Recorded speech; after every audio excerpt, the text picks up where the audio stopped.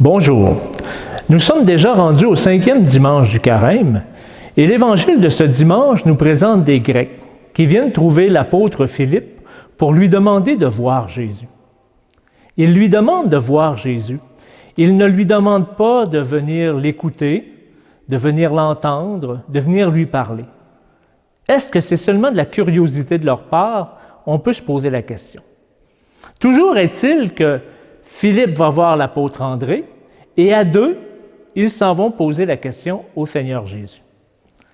Ça me rappelle un souvenir d'enfance. Quand nous étions petits et que nous avions quelque chose d'important à demander à nos parents, nous n'y allions jamais seuls. On y allait toujours un autre membre de la famille pour qu'il y ait plus de poids dans notre demande. Toujours est-il qu'une fois la question posée, on dirait que Jésus oublie la question. On n'entend plus parler des Grecs. Mais lorsque l'on lit l'Évangile en profondeur, on s'aperçoit que Jésus répond avec une réponse encore plus profonde que la question qui lui est posée. On veut le voir et Jésus nous répond, « Vous allez voir qui je suis vraiment lorsque vous me verrez sur le bois de la croix.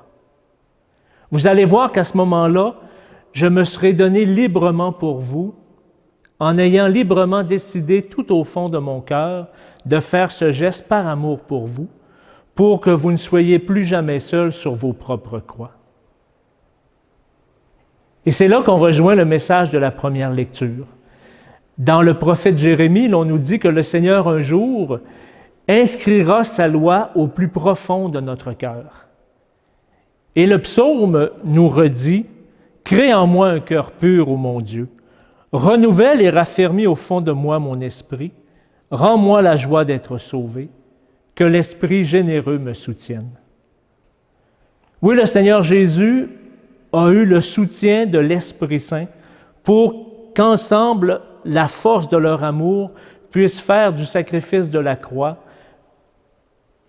un cadeau d'amour pour le monde entier, pour l'histoire du monde jusqu'à aujourd'hui.